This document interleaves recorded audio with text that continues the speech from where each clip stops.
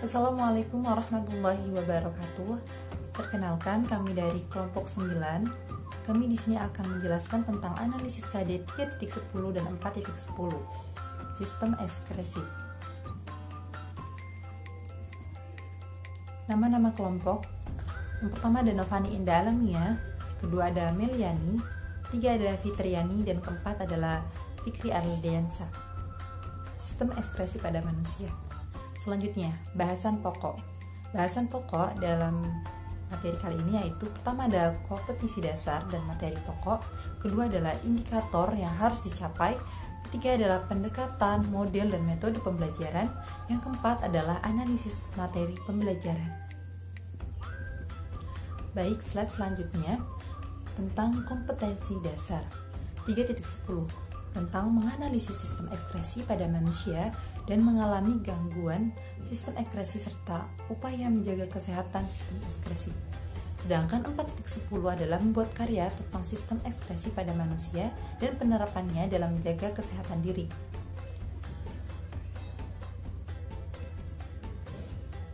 Selanjutnya, indikator yang harus dicapai. 3.10.1 menyebutkan organ-organ penyusun sistem ekspresi pada manusia. 3.10.2 mendeskripsikan fungsi sistem ekskresi. 3.10.3 menjelaskan hubungan struktur dan fungsi organ ginjal. 3.10.4 menjelaskan hubungan struktur dan fungsi pada organ paru-paru. 3.10.5 menjelaskan hubungan struktur dan fungsi pada organ hati. 3.10.6 menjelaskan hubungan struktur fungsi pada organ kulit, dan 3.10.7 mengidentifikasi kelainan dan penyakit yang terjadi pada sistem ekskresi. 3.10.8 menyebutkan berbagai pola hidup untuk menjaga kesehatan sistem ekskresi. Pada 4.10.1 yaitu membuat peta pikiran yang menunjukkan hubungan struktur dan fungsi sistem ekskresi pada manusia. Sedangkan 4.10.2 menyusun rencana pola hidup yang harus kita lakukan untuk menjaga sistem ekskresi. Selanjutnya, pendekatan pembelajaran itu menggunakan pendekatan saintifik, sedangkan model pembelajaran menggunakan model pembelajaran discovery learning. Adapun metode pembelajaran menggunakan metode pembelajaran diskusi. Analisis materi pembelajaran. Sistem ekskresi. Sistem ekskresi merupakan proses pengeluaran zat-zat sisa metabolisme yang sudah tidak digunakan lagi oleh tubuh. Sisa-sisa metabolisme ini berupa senyawa yang bersifat toksis, racun, sehingga tidak dikeluarkan dan dapat menyebabkan terganggunya fungsi-fungsi organ di dalam tubuh. Organ-organ yang berperan dalam sistem ekskresi pada manusia meliputi kulit, ginjal, paru-paru, dan hati. Proses ekskresi berfungsi untuk pertama, menurunkan kadar zat produk metabolisme atau metabolit dalam tubuh agar tidak menyebabkan akumulasi atau penimbunan. Yang kedua, melindungi sel-sel tubuh dari zat-zat yang bersifat racun. Yang ketiga, menjaga keseimbangan cairan tubuh. Hemostatis. Keempat, yaitu membantu mempertahankan suhu tubuh. Baik, slide selanjutnya. Pertama adalah kulit. Kulit merupakan lapisan jaringan pelindung terluar yang terdapat di permukaan tubuh kita, termasuk organ ekskresi karena mampu mengeluarkan zat-zat berupa kelenjar keringat. Selain sebagai organ ekskresi, kulit juga berfungsi sebagai alat indera perasa dan peraba. Kulit terdiri dari 3 lapisan, masing-masing lapisan mempunyai fungsi. Gambarannya sebagai berikut ya, bisa lihat gambar di samping. Pertama ada epidermis, di mana lapisan kulit ari epidermis merupakan lapisan kulit paling luar dan sangat tipis. Yang kedua adalah lapisan dermis, di mana lapisan kulit janggut. Dermis merupakan lapisan kulit yang terletak di bawah lapisan epidermis. Yang ketiga adalah jaringan ikat, yaitu di bawah kulit. Lapisan ini terletak di bawah dermis, di antara lapisan jaringan ikat bawah kulit dengan dermis dibatasi oleh sel lemak. Baik, slide selanjutnya yaitu kita bahas tentang organ ginjal. Selanjutnya yaitu ginjal. Ginjal adalah organ ekskresi dalam vertebrata yang berbentuk mirip kacang. Sebagian bagian dari sistem urin, ginjal berfungsi menyaring kotoran, terutama urea, dari darah dan membuangnya bersama dengan air dalam bentuk urin. Ginjal merupakan komponen utama penyusun sistem ekskresi manusia, yaitu urin. Manusia memiliki sepasang ginjal yang berukuran sekitar kurang lebih 10 cm. Letak ginjal di rongga perut di sebelah kiri dan kanan ruas-ruas tulang pinggang. Ginjal berfungsi untuk menyaring zat-zat sisa metabolisme dari dalam darah, mempertahankan keseimbangan cairan tubuh, mengekskresikan gula darah yang melebihi kadar normal, dan mengatur keseimbangan kadar asam, basa, dan garam di dalam tubuh. Yang ketiga yaitu paru-paru. Paru-paru manusia berjumlah sepasang, terletak di dalam rongga dada yang dilindungi oleh tulang rusuk. Paru-paru memiliki fungsi utama sebagai organ pernapasan.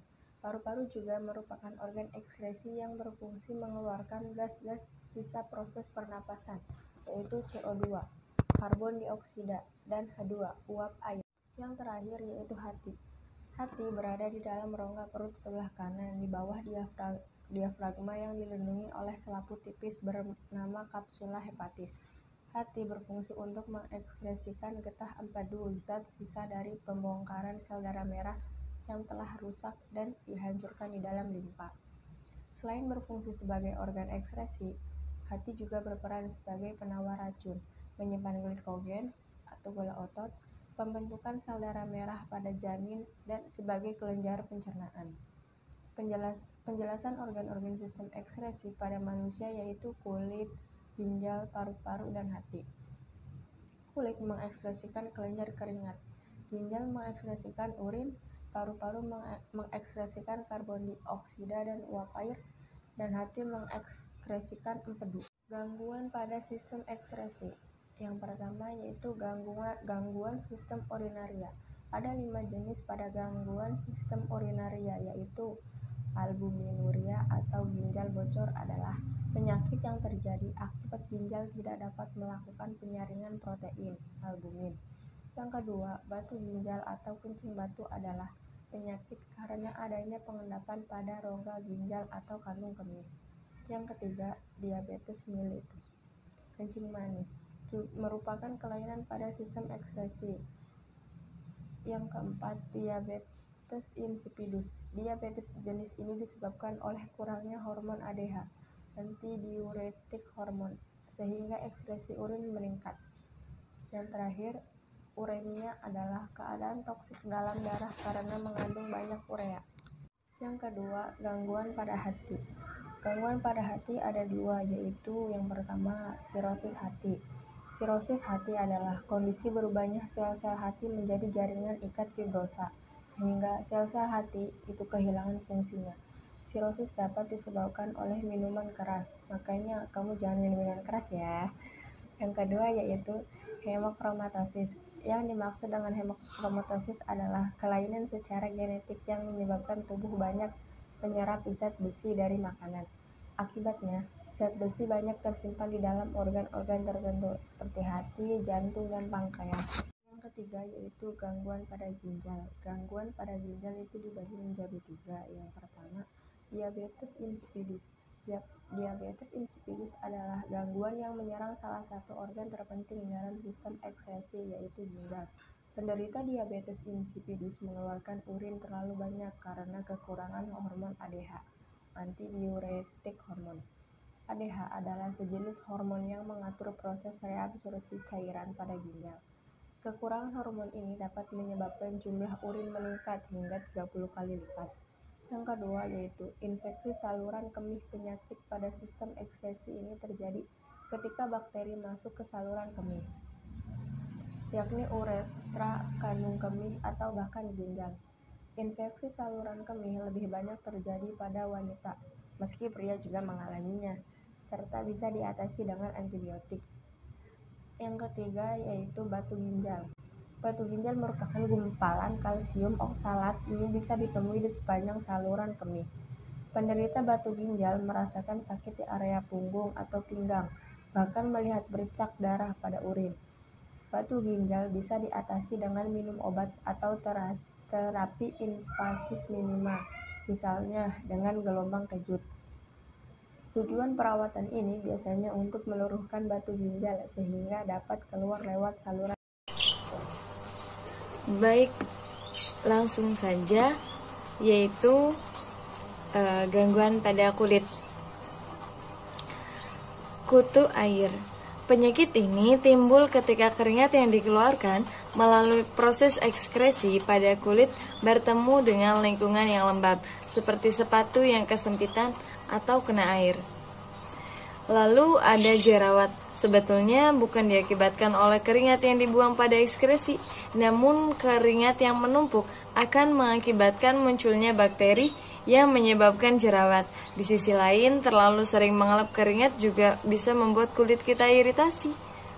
Lalu ada wasir atau hemoroid, adalah semacam daging tumbuh pada anus yang berisi pembuluh darah.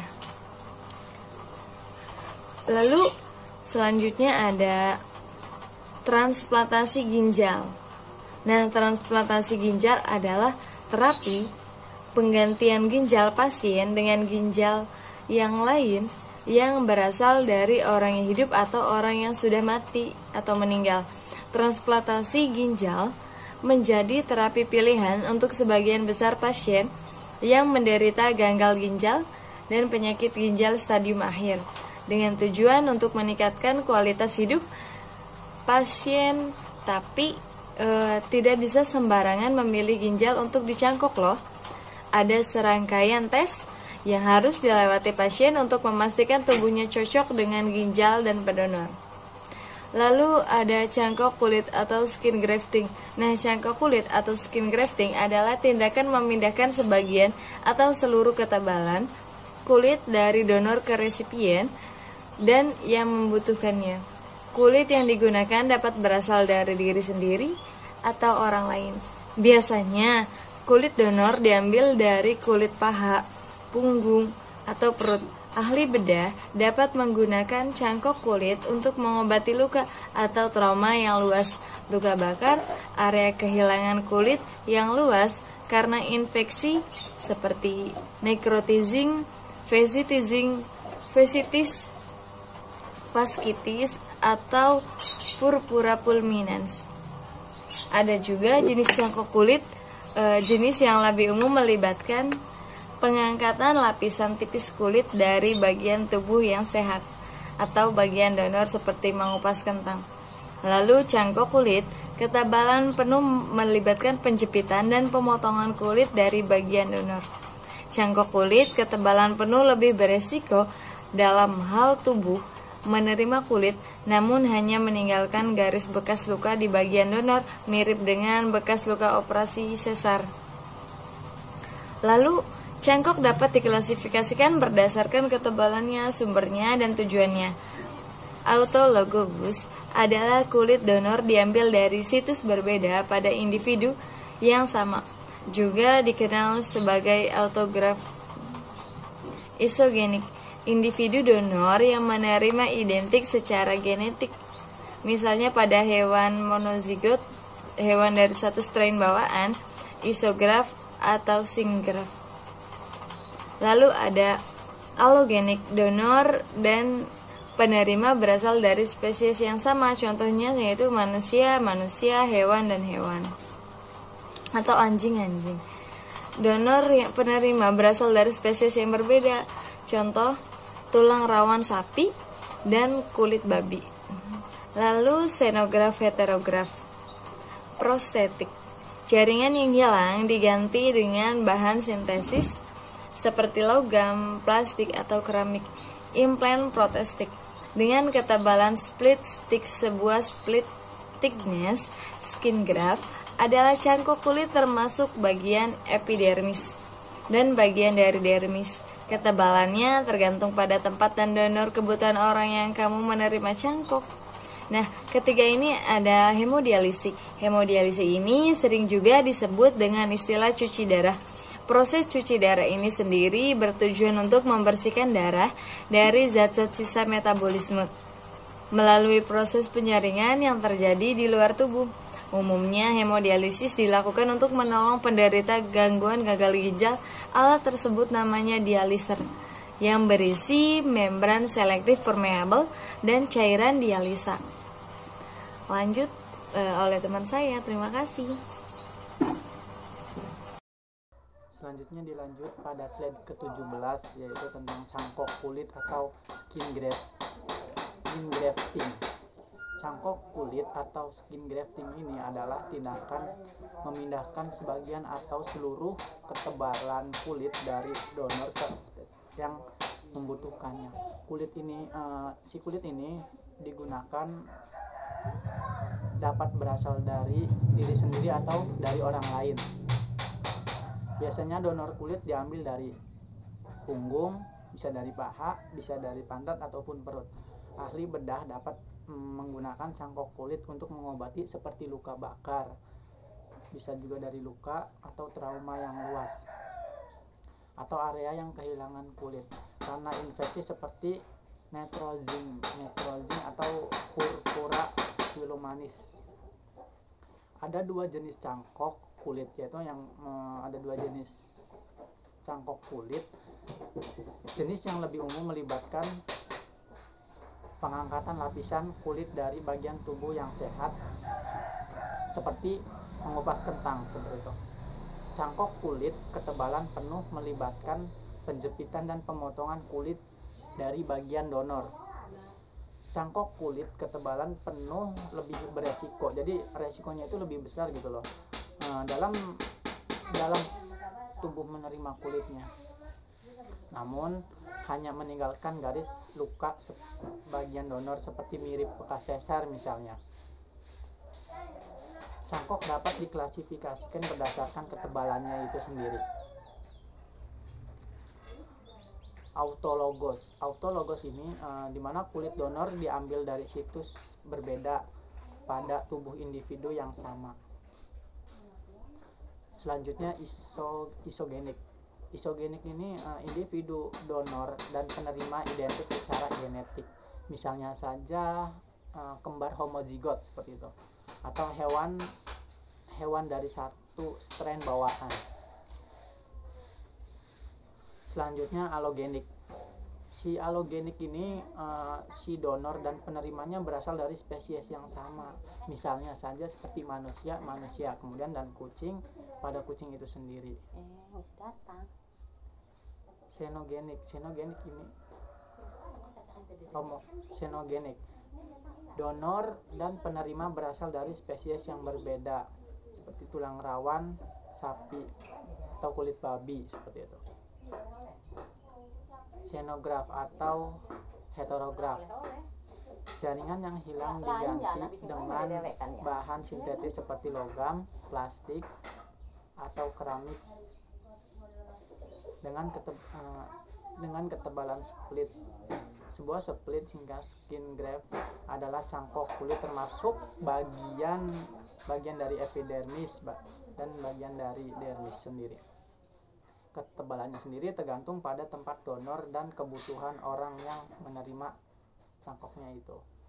Selanjutnya ada hemodialisis. Hemodialisis ini biasa kita ketahui atau biasa kita sebut dengan istilah cuci darah ya teman-teman.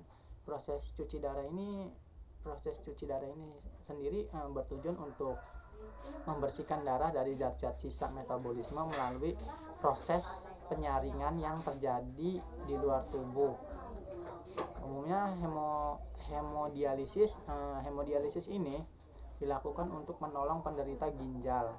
Alat tersebut namanya itu apa ya? Namanya dialiser ya namanya, yang berisi membran selektif, permeabel dan cairan dialisat. Oke, seperti itu ya. Terima kasih. Baik, sedikit tambahan slide, kekurangan dan kelebihan. Kelebihan dan kekurangan discovered learning, pembelajaran penemuan, tidak ada model atau pendekatan pembelajaran yang benar-benar sempurna ya sebenarnya. Tapi setiap model pembelajaran atau pendekatan atau strategi pembelajaran mempunyai kelebihan dan kekurangannya masing-masing. Karena itulah memahami setiap model, teknik, pendekatan atau strategi itu sangat penting sehingga Bapak atau Ibu guru dapat memilih yang paling sesuai untuk pembelajaran yang akan dilaksanakan di kelasnya.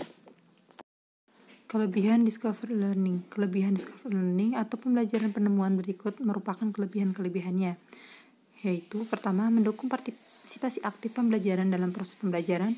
Kedua, menumbuhkan rasa ingin tahu pembelajar, memungkinkan perkembangan keterampilan belajar sepanjang hayat. membuat pengalaman belajar menjadi lebih bersifat personal, membuat pelajar memiliki motivasi yang sangat tinggi. Selanjutnya membangun pengetahuan berdasarkan pengetahuan awal yang dimiliki oleh pelajar. Selanjutnya, kelebihan discovery learning yaitu mengembangkan kemandirian dan otonomi pada diri pembelajar. Kedua, membuat pembelajar bertanggung jawab terhadap kesalahan-kesalahan dan hasil-hasil yang mereka buat selama proses belajar. Selanjutnya, merupakan cara belajar kebanyakan dari orang dewasa pada pekerjaan atau situasi kehidupan nyata.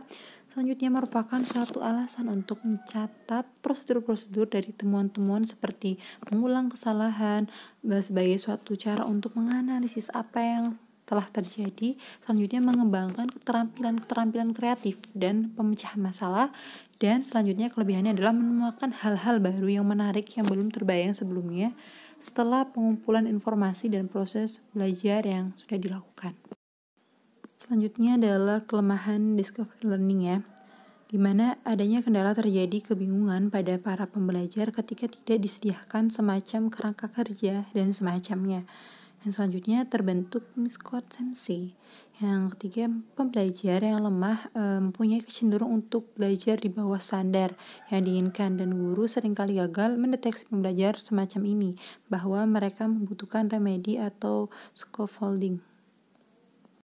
Terima kasih telah menyimak video dari kami, semoga bermanfaat.